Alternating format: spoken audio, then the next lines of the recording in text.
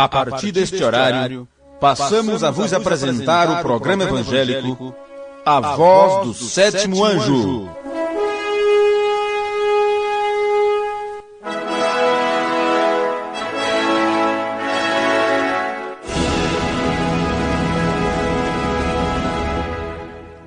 Mas nos dias da voz do sétimo anjo, quando ele tocar a sua trombeta, se cumprirá o segredo de Deus, como ele anunciou aos seus servos, os profetas.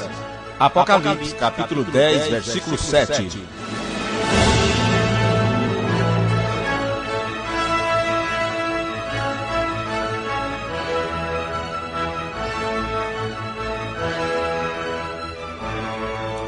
Este programa é realizado pelo Tabernáculo Fé Perfeita de Francisco Morato, São Paulo. Ouça nesse instante mais uma mensagem que te dá fé de arrebatamento.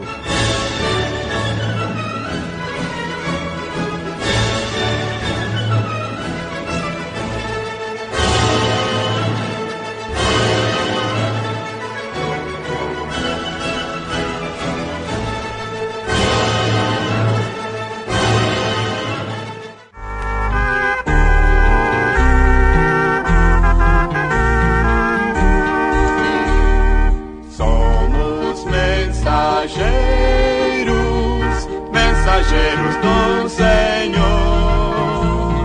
somos mensageiros da verdade e do amor, levando a mensagem, seja onde quer que for. Somos mensageiros do Senhor. Assim como João Batista foi enviado para precursar a minha primeira vinda, tua mensagem precursará a minha segunda vinda. Noite, todo dia clara luz, sempre anunciando a verdade lá da cruz. Mas nos dias da voz do sétimo anjo, quando ele tocar sua trombeta, se cumprirá o segredo de Deus, o qual anunciou aos seus servos os profetas desde o princípio. Mensageiros de Jesus. Aqui estamos, meu amado irmão de fé, para levar até você a mensagem que prepara a Igreja de Jesus Cristo para o arrebatamento. No deserto abrasador, levando a mensagem ao perdido pecador. Vamos nesse instante ler a palavra de Deus na primeira epístola de São João, capítulo 1, versículo 8. Somos mensageiros do Senhor. Somos mensageiros do Senhor.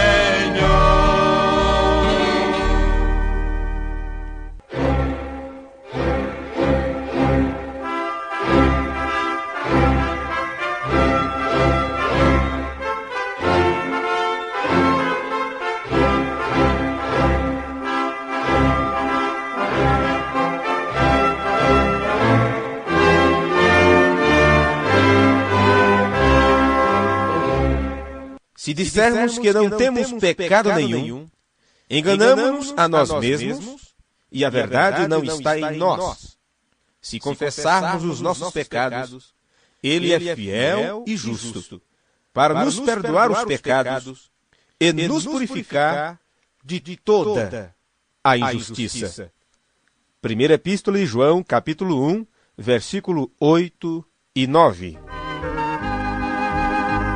Uma certa vez Jesus Cristo, pra uma grande multidão,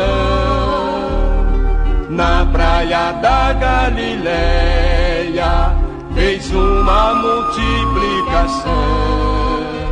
Meu ouvinte precioso, arrependimento é deixar o pecado. Mais de 5.000 pessoas, deu comida boa, deu peixe e deu pão. Este é o assunto deste programa de fé. Arrependimento é deixar o pecado. Este que é Deus, que vendo o povo todo a pecar. No dia de Pentecoste, o apóstolo São Pedro, cheio do Espírito Santo, pregou um sermão de cerca de 15 ou 20 minutos. E quando ele terminou aquela mensagem, os ouvintes perguntaram, ficaram compungidos em seus corações e disseram: que faremos, varões irmãos? Pedro respondeu e disse: arrependei-vos, e cada um de vós seja batizado em nome de Jesus Cristo, para perdão dos pecados, e recebereis o dom do Espírito Santo. Atos, capítulo 2, versículo 37 e 38. Com 2 peixes e 5 pães, deu graças ao Pai.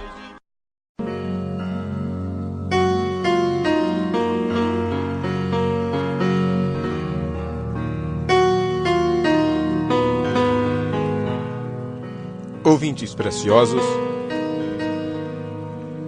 dentro deste assunto de arrependimento e confissão de pecados, eu, neste programa de fé, não me dirijo somente ao não convertido. Este programa não é apenas para aquelas pessoas que não conhecem a Jesus como seu Salvador pessoal, porque sou daqueles que creem que a igreja precisa se arrepender muito antes que muita coisa de valor possa ser feita no mundo. Lembro-me agora das palavras do apóstolo São Pedro, que disse: é tempo de começar o juízo, e que se comece pela casa de Deus.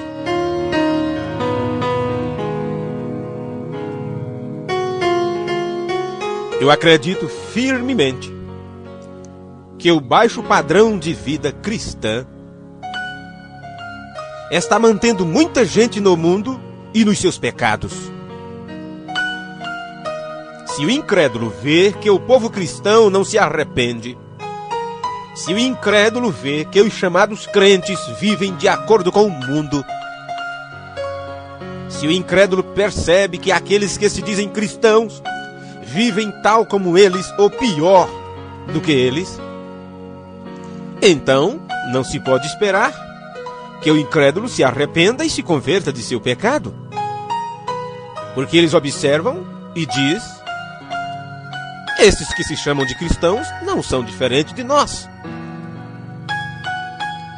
Eu tenho me arrependido 10.000 vezes mais depois que conheci a Cristo do que em qualquer época anterior. O profeta de Deus para este tempo do fim, pregando uma de suas mensagens, ele disse: eu peco 1000 vezes por dia, por atos, palavras e pensamentos.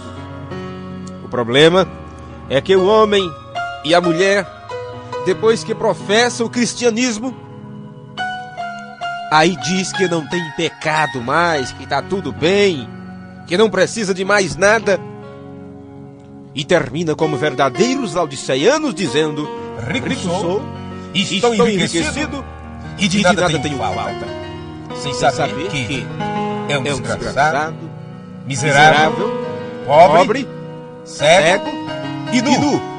E o pior de tudo, não sabe que está vivendo nesta situação. Sim, meus amigos, penso que a maioria dos cristãos precisam se arrepender de alguma coisa.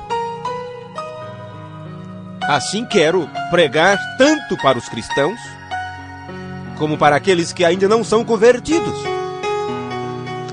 Eu quero pregar tanto para mim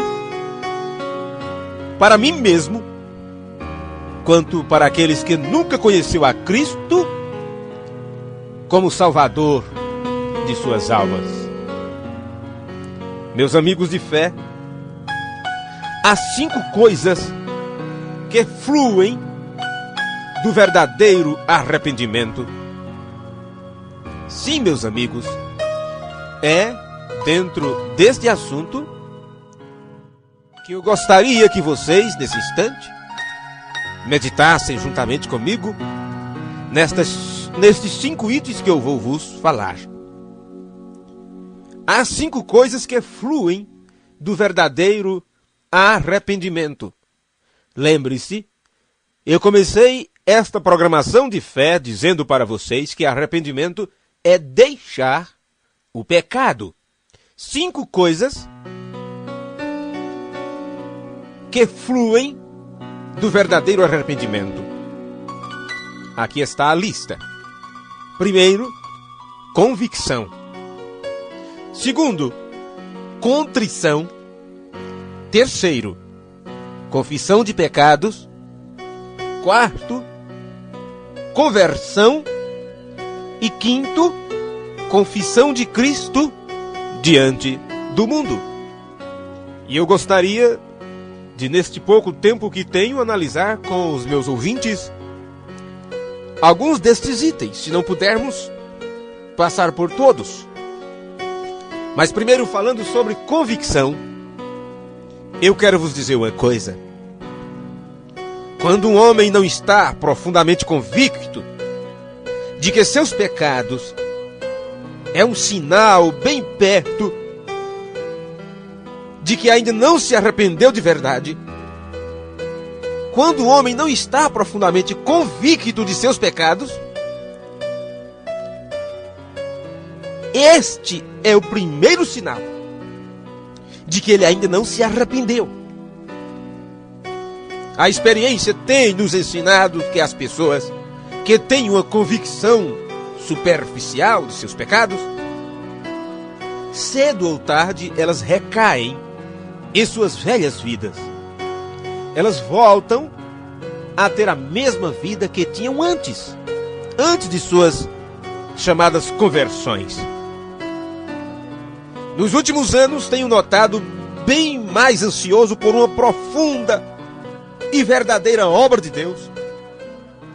Eu tenho notado que entre os já convertidos, aqueles que já se chamam cristãos, é exatamente entre estes que precisa haver uma verdadeira evangelização.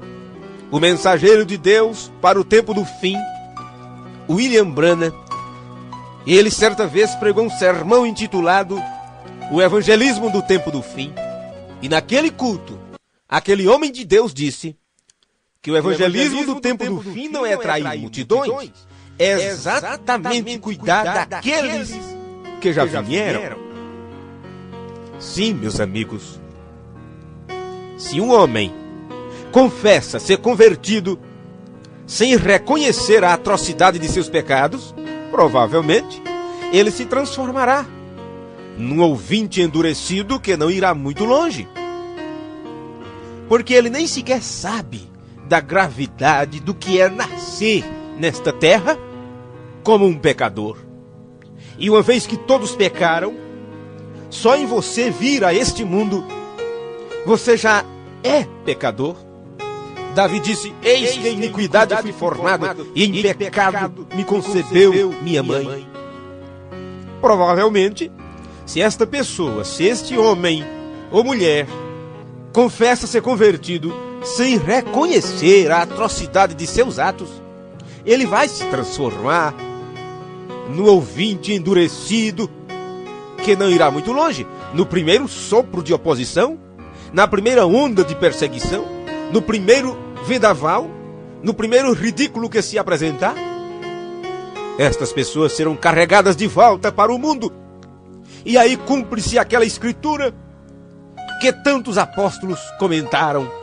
Os profetas falaram desde o Antigo Testamento e foi confirmado no Novo Testamento. É como o cão que volta para o seu vômito e a porca lavada que volta para o seu estojeiro de lama.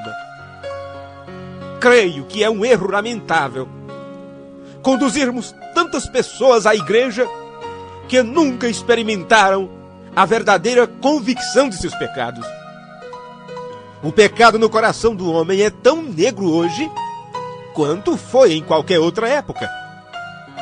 Às vezes penso que está mais escuro, porque quanto maior a luz que uma pessoa tiver, maior sua responsabilidade. Não foi isto que Jesus disse? A quem mais é dado, mais será exigido. E por certo, maior a sua necessidade de aprofundar a convicção. Sim, meus preciosos irmãos, até que a convicção de pecados nos faça cair de joelhos, até que estejamos completamente humilhados, até que tenhamos perdido toda esperança em nós mesmos, não podemos encontrar o Salvador. Mas hoje em dia, nos dias que nós vivemos, nesta entrada de século XXI, ser cristão virou moda. Ser cristão virou status. Sim, hoje não se trata de mudança de vida. Hoje já não se trata mais de confessar os pecados, de mudar de vida, de ter um verdadeiro arrependimento. Hoje se vai para a igreja para adquirir bênçãos. É como se Deus estivesse fazendo uma troca conosco. Vou para a igreja para Deus me abençoar. Não! Não deve ser desta maneira. O profeta de Deus enviado para esta geração, o homem que mais pregou cura divina nestes últimos dias, ele disse: eu prefiro ver um pecador ajoelhado no altar, chorando, arrependido dos seus pecados, do que ver um cego enxergando ou um paralítico levantando-se de uma cadeira de roda. Eu prefiro, antes disso, ver um homem, uma mulher de joelhos com lágrimas nos olhos, arrependido dos seus pecados. Mas exatamente isto, o principal, está sendo deixado de lado. Estas coisas estão sendo negligenciadas. Sim, meus amigos, há 3 coisas que nos levam a esta convicção, a ficarmos convictos de que somos pecadores e que precisamos de arrependimento e que precisamos colocar nossas vidas diante de Deus. A primeira coisa é a consciência. A segunda é a palavra de Deus. E a terceira, o Espírito Santo. Todos os 3 são usados por Deus para nos dirigir a Ele, para nos mostrar o nosso estado miserável. Muito antes de existir a palavra escrita, Deus tratava com o homem através da sua consciência. Foi por isso que Adão e Eva se esconderam da presença do Senhor Deus entre as árvores do jardim do Éden, porque eles ficaram conscientes. As suas consciências disseram: vocês estão em problemas. Foi isto que convenceu os irmãos de José, quando eles disseram: na verdade, somos culpados no tocante ao nosso irmão, pois vivimos a angústia da alma quando nos rogava e não lhe acudimos. Sim, eles disseram, lembre-se, mais de 20 anos haviam se passado depois que eles venderam José como um escravo. E eles disseram: por isso nos vem esta ansiedade. Muitos anos tinham se passado depois que eles venderam o seu irmão. E, no entanto, na hora exata, suas consciências disseram: vocês erraram. Vocês estão em problemas. É a consciência que devemos usar com nossos filhos antes de atingirem uma idade onde podem entender a palavra e o Espírito de Deus. E é a consciência que acusa ou inocenta o ímpio. Sim, meus irmãos e amigos, a nossa consciência é uma faculdade divinamente implantada no homem que o pede a fazer o que é certo. Alguém disse que ela nasceu quando Adão e Eva comeram do fruto proibido, ou quando praticaram aquele ato. quando seus olhos foram abertos e conheceram o bem e o mal. Sim, a nossa consciência nos julga mesmo contra nossa vontade. Os nossos pensamentos, palavras e ações, aprovando ou condenando-os de acordo com a sua avaliação de certo ou errado. Uma pessoa não pode violar sua consciência sem sentir em si mesmo a convicção. As Escrituras nos afirmam, meus irmãos, se o vosso coração não nos condena, se o nosso coração não nos condena, nós temos paz com Deus. Mas você pode me dizer nesse instante, bem, eu não tenho do que me arrepender porque a minha consciência não me acusa de nada.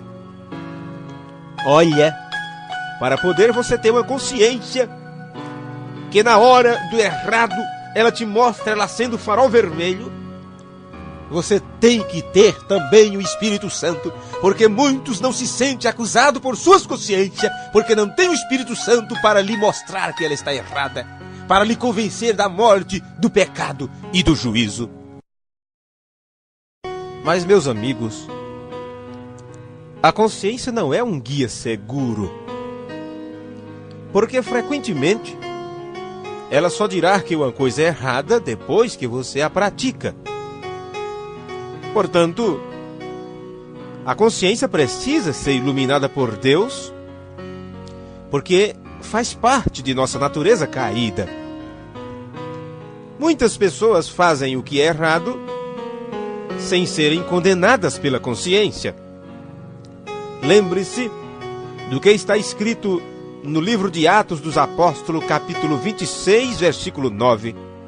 Paulo disse, na verdade, a mim parecia que muitas coisas devia eu praticar contra o nome de Jesus, o Nazareno. Vem? A própria consciência precisa ser educada. Outra vez, a consciência frequentemente é como um relógio despertador, que a princípio desperta e acorda, mas com o tempo a pessoa se acostuma com ele e então aquilo perde o seu efeito. Sim, meus amigos, a consciência pode ser asfixiada. Eu creio que cometemos um erro em não dirigirmos as pregações mais para a consciência. Eu creio que é um erro tremendo quando o pregador do Evangelho apenas se preocupa com os de fora e tenta trazê-los à força para dentro do templo, para dentro da igreja, como se todos aqueles que já estivessem ali, já estivessem salvos. Temos que saber disso, que aqueles que já vieram precisam a cada dia estar confirmando sua fé. No devido tempo, a consciência foi suplantada pela lei de Deus, que no seu tempo foi cumprida em Cristo. Neste país cristão, porque este país nosso é chamado um país cristão, onde as pessoas têm Bíblias, onde todas as casas têm um exemplar da Bíblia Sagrada, a palavra de Deus é o meio que Deus usa para produzir convicção. Sim, meus irmãos, a Bíblia nos diz o que é certo e o que é errado antes de você cometer um pecado. Lembre-se que geralmente sua consciência só te acusa depois que você comete a coisa errada. Mas a Bíblia Sagrada, a palavra de Deus, a maneira primária de Deus tratar conosco, não, ela nos avisa do erro antes de os cometermos, o cometer ele. Por isso Jesus disse, você erra se não examinar as Escrituras. E assim o que você precisa é aprender e apropriar-se dos ensinos que está nas Escrituras, sobre a liderança do Espírito Santo.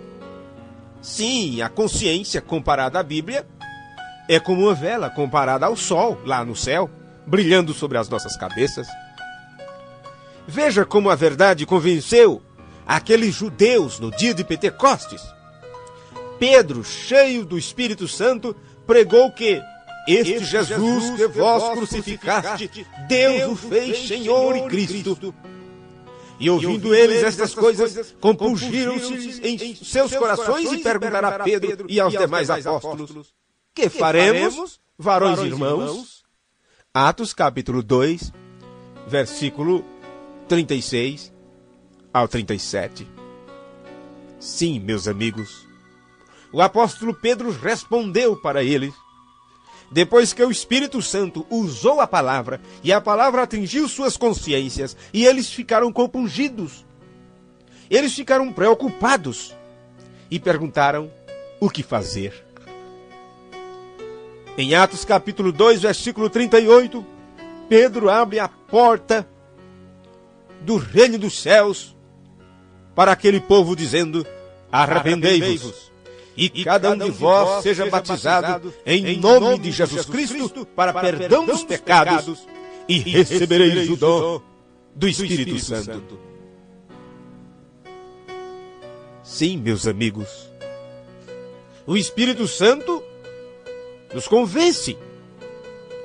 Algumas das mais poderosas reuniões de que já participei foram aquelas em que houve uma espécie de quietude sobre o povo, e parecia que um poder invisível se apoderava das consciências, onde não havia tanto grito, onde não havia tanto alvoroço, onde o povo pôde ficar quietos e ouvir a ministração da palavra de Deus.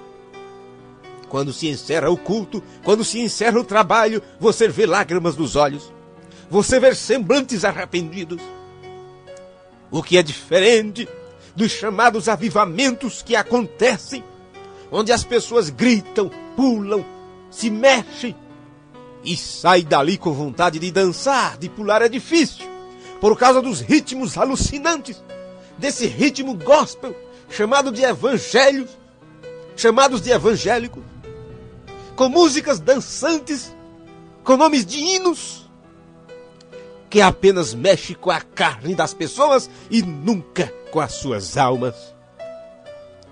Sim, meus amigos, um senso de reverência precisa vir para a congregação, para a audiência, para os ouvintes.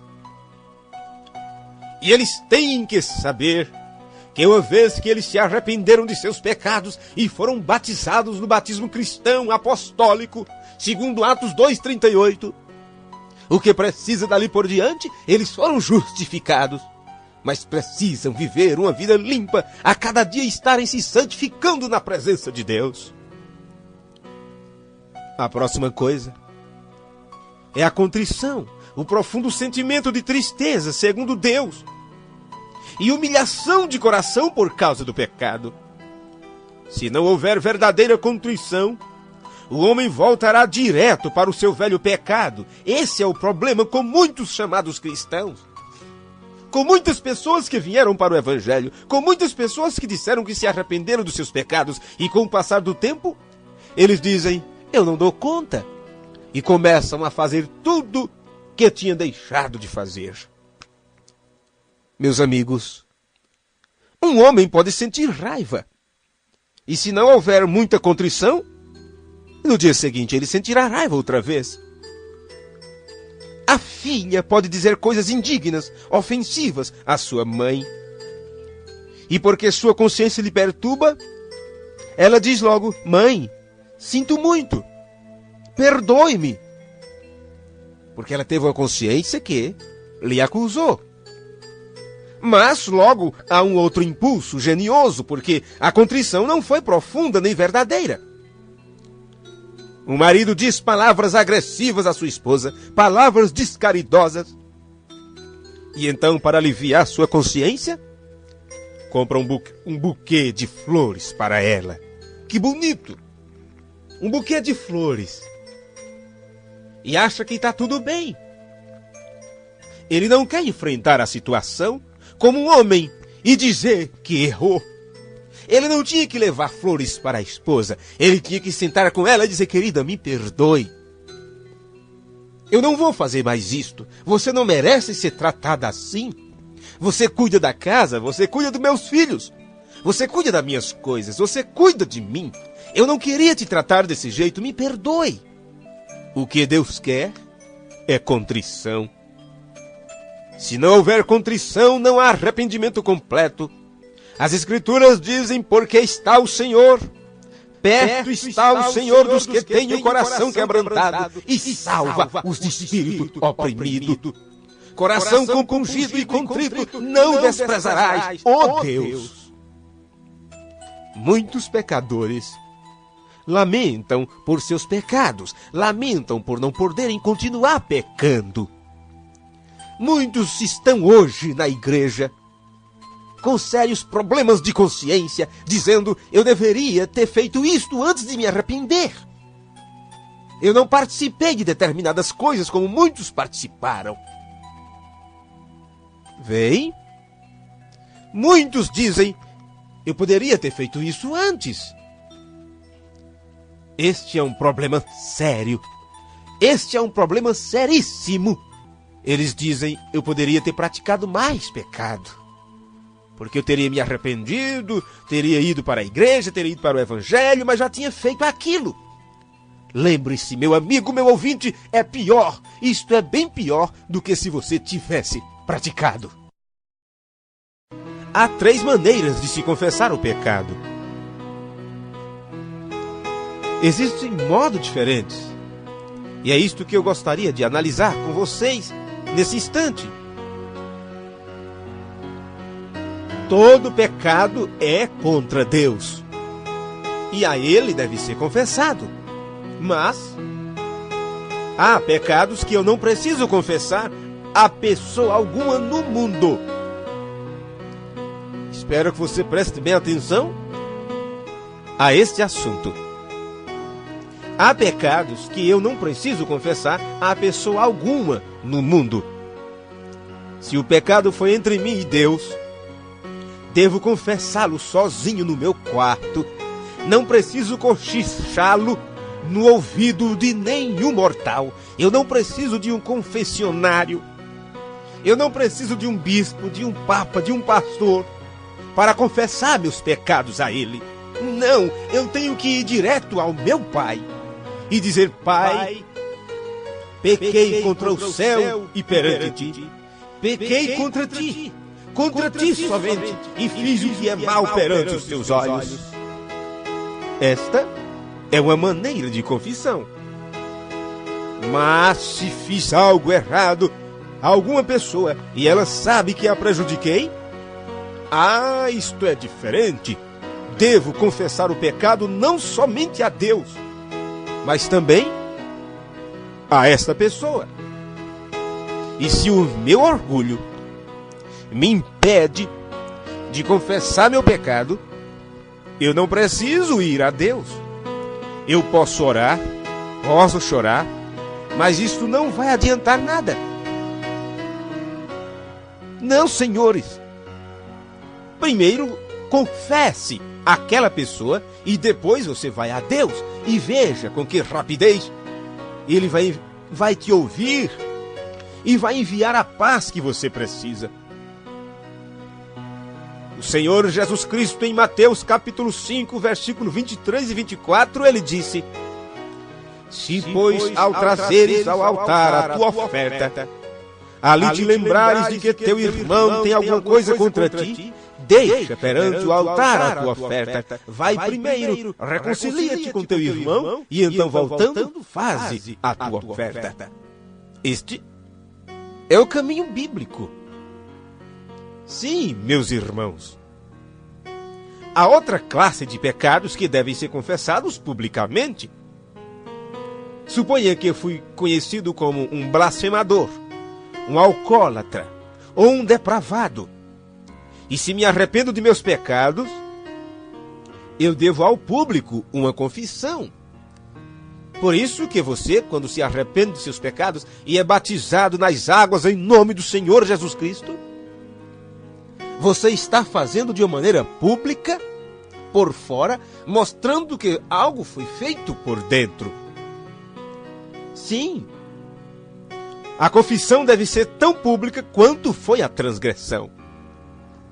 Muitas vezes uma pessoa dirá algo maldoso a respeito de outra na presença de terceiros, e daí a pouco vai tentar se consertar. Apaziguar isto somente a pessoa prejudicada? A confissão deve ser feita de forma que todos as que ouviram a transgressão possam ouvir a confissão. Como é que você pode falar mal de mim para o meu vizinho e vir pedir perdão a mim? Então, se você vem se acertar comigo, você chegue àquelas pessoas e diga: eu me acertei com fulano, aquilo que eu falei dele foi errado. Não é isto que acontece às vezes? Você ofende o seu irmão, você ofende a sua irmã na vista de outras pessoas. Você bate com a língua nos dentes falando mal do seu próximo. E daí a pouco, quando está diante daquela pessoa, a sua consciência está te acusando de algo, aí você chega e diz: irmão, minha irmã, eu disse alguma coisa errada de você, me perdoa. Ora, e aquilo que você disse errado de mim, você já chegou lá naquela pessoa e disse: eu estava errado quando falei mal dele ou dela? Não adianta você vir se acertar comigo ou você ir se acertar com seu irmão, sendo que as pessoas a quem você falou dela, você não foi lá também se acertar. De nada vai te adiantar uma confissão pela metade. A confissão deve ser feita de forma que todos os que ouviram a transgressão possam ouvir também a confissão. Somos bons em confessar o pecado de outras pessoas. Somos muito fáceis de apontar o dedo para os erros dos outros. Mas se experimentarmos o verdadeiro arrependimento, ficaremos mais ocupados cuidando dos nossos próprios pecados. Quando alguém dá uma boa olhada no espelho de Deus, não encontrará ali falta dos outros. Tem coisas demais a ver em si mesmo. E aí voltamos para a leitura que fizemos no início de nossa programação de fé. Se confessarmos os nossos pecados, Ele é fiel e justo para nos perdoar os pecados e nos purificar de toda injustiça. 1 João, capítulo 1, versículo 9. Oh, obrigado, Senhor, pelo Evangelho.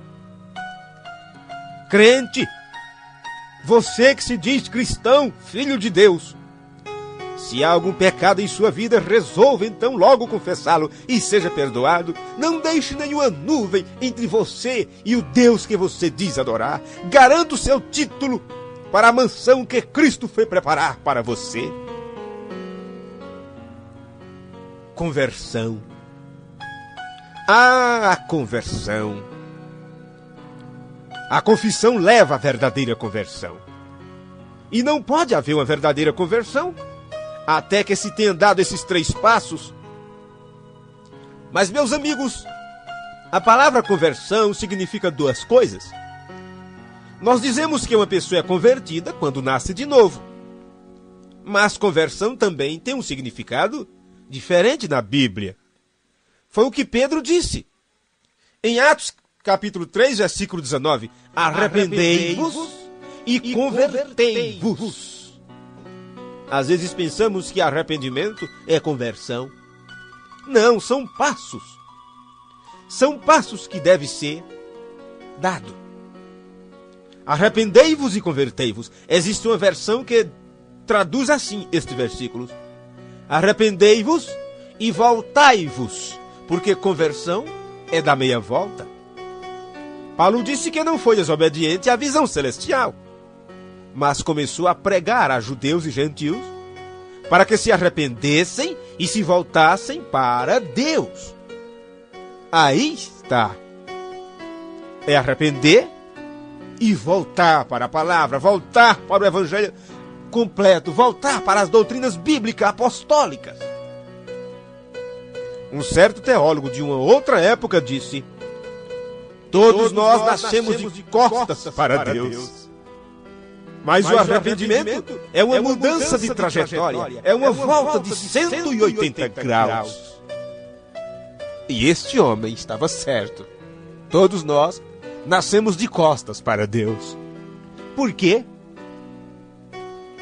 O que é estar em pecado? O que é pecado? Pecado é errar o alvo. E quando você se arrepende, você dá meia volta e faz o caminho de volta para casa. Foi o caso do filho pródigo.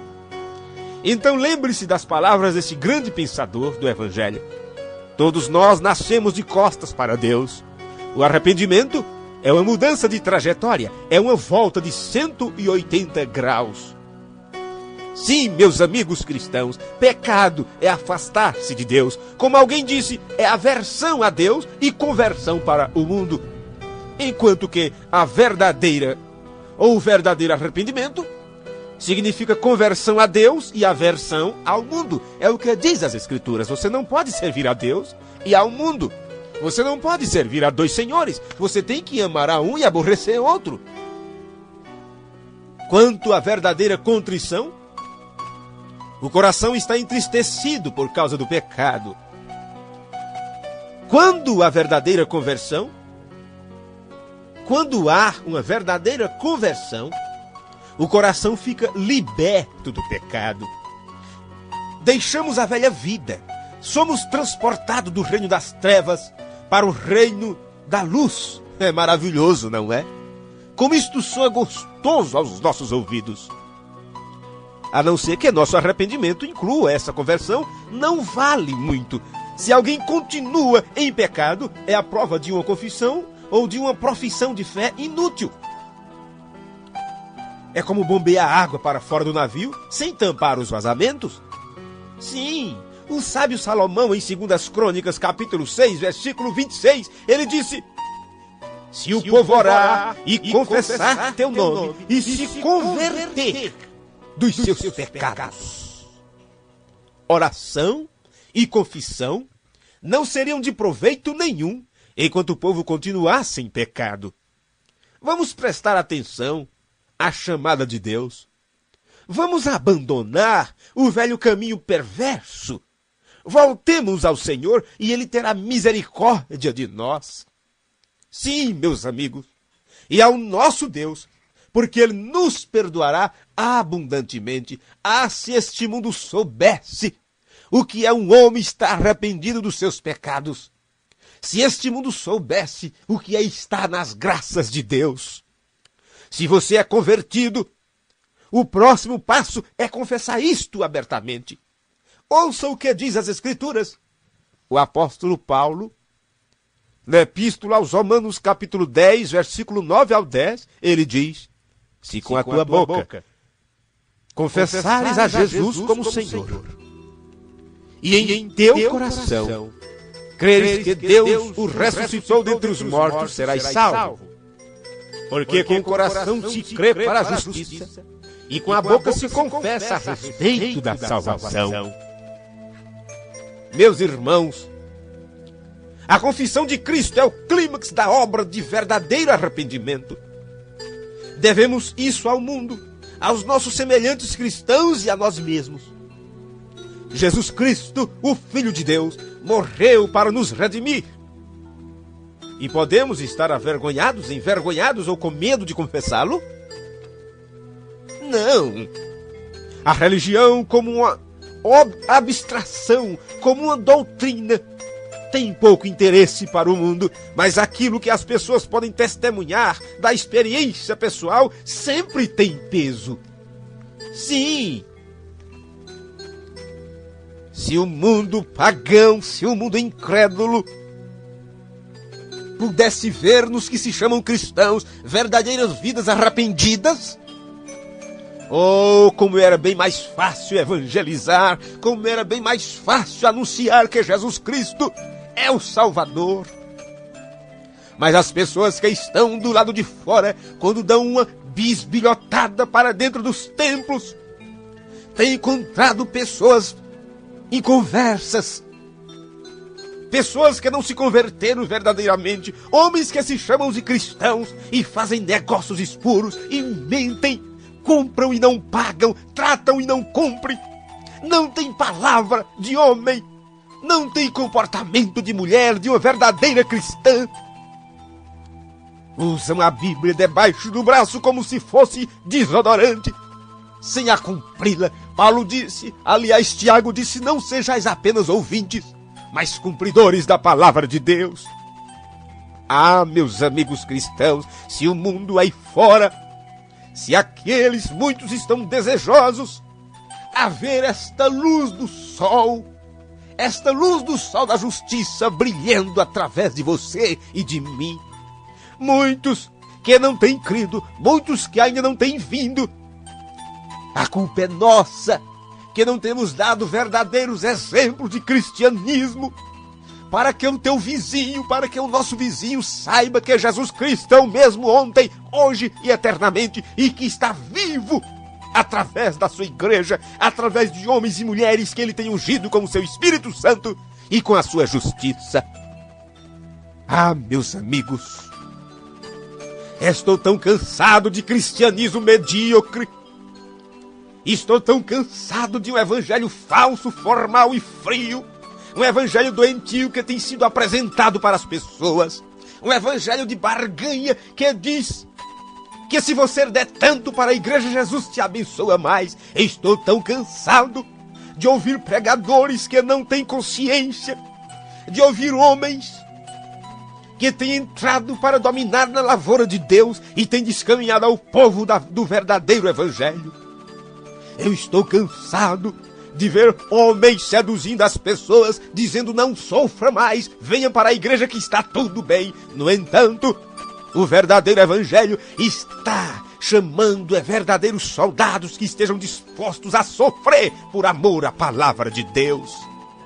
Jesus disse: no mundo passareis por aflição, então eu não posso te chamar para a igreja dizendo que vai estar tudo bem com você. Estou te chamando para uma batalha, estou te chamando para viver a palavra de Deus, e todos aqueles que professarem o verdadeiro cristianismo com seu testemunho pessoal, com a fé verdadeira e genuína naquilo que está escrito, estas pessoas serão perseguidas, passarão por decepções e, se possível, pagarão sua vida, ou selarão seu testemunho com a sua própria vida, como os homens do passado.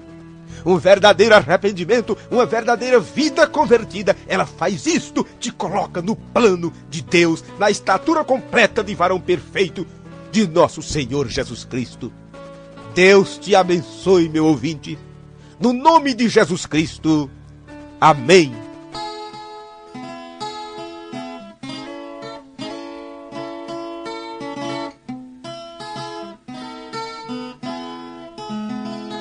Numa cidade chamada Jericó, anunciaram que Jesus ia passar. Havia um homem humilhado, desprezado, solitário, pois não tinha como ver a glória de Deus. Mas quando ouviu que por ali ia passar aquele que tudo podia resolver, então em seu coração despertou a esperança. Naquele instante Bartimeu clamou assim: Jesus, filho de Davi, tenha compaixão de mim. Jesus, filho de Davi, atende o meu clamor. Jesus, filho de Compaixão é fazer a vontade de Deus.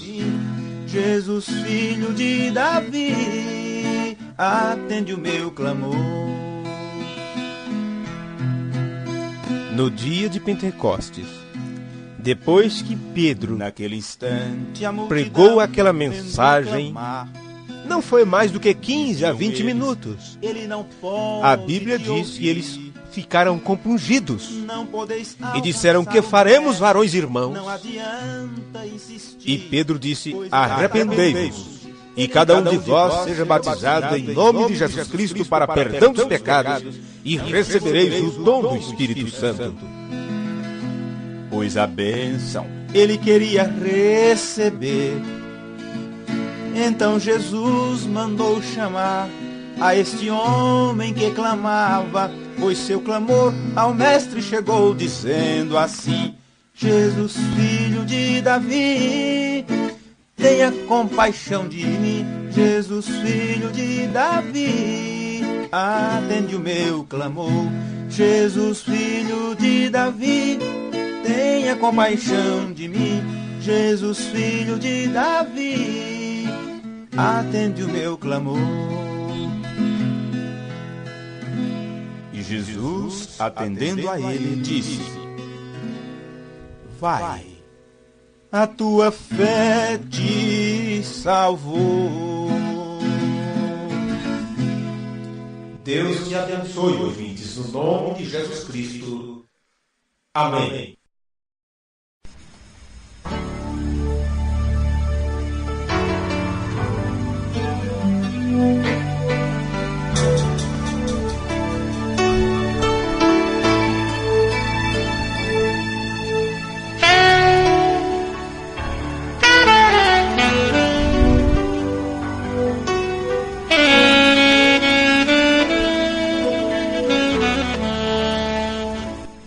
Pai nosso que estais no céu, santificado seja o teu nome. Venha a nós o teu reino. Seja feita a tua vontade, assim na terra como no céu. O pão nosso de cada dia nos dai hoje, e perdoa as nossas dívidas, assim como nós perdoamos aos nossos devedores.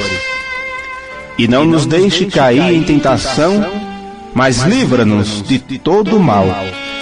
Porque o teu é o reino, o poder e a glória para todo sempre. Amém.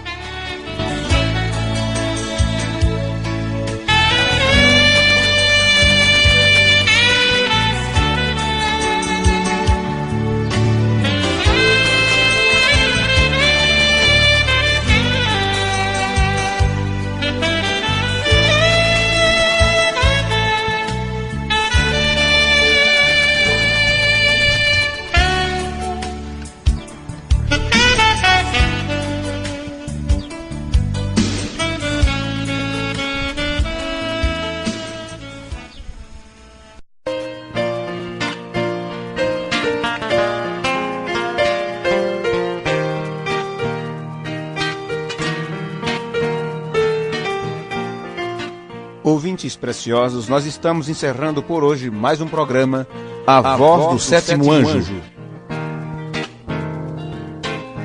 Quem não tem o amor no mundo é nada. Nós prometemos voltar amanhã neste mesmo horário e emissora, se o Senhor nos permitir. Solicite literaturas gratuitas. Entre em contato conosco e receba nossos CDs de mensagens gratuitamente.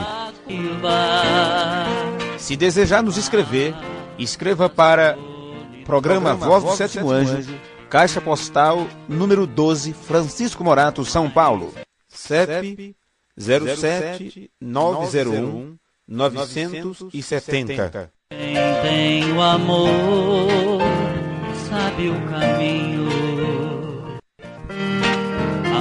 Verdade encontrou e a certeza tem da vida. Ouvintes, Deus te abençoe. No nome de Jesus Cristo. Amém. É tão fácil conhecer quem vive esse amor. Até mesmo pelo brilho dos teus olhos,